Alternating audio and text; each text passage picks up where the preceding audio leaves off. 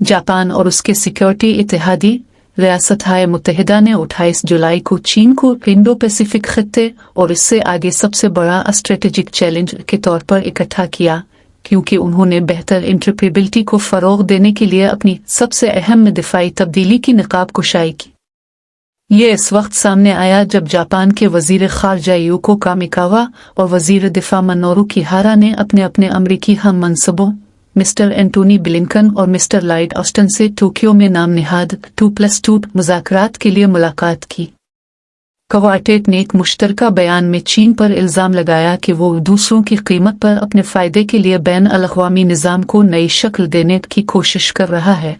क्योंकि उन्होंने इसके धमकी देने वाले और इश्तियाल अंगेज़ समंदरी इक़दामात पर तनक़ीद की और चीन, शुमाली कोरिया और रूस के दरमियान ताउन की तरफ इशारा किया। उन्होंने कहा कि PRC अवामी जमहूरिया चीन ममालिक, कंपनियों और सिविल सोसाइटी के सियासी, इक़्तिसादी और फ़ौजी जबर के साथ साथ इन मकासद को हासिल करने के लिए टेक्नोलॉजी के मोड़ के ज़रिए अपनी अस्करी जदीदकारी में सहूलत फराहम करता है, जिसके जवाब में वज़रा ने आलमी ख़तरात की गहरी सतह के तौर पर बयान किया।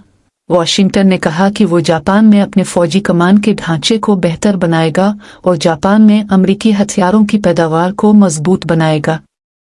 इत्तेहादियों ने जापान के नांसी जजीरों पर दो तरफा मौजूदगी बढ़ाने का अज़्म किया, जिसका सबसे मगरबी हिस्सा ताइवान से सिर्फ 110 किलोमीटर के फासले पर है।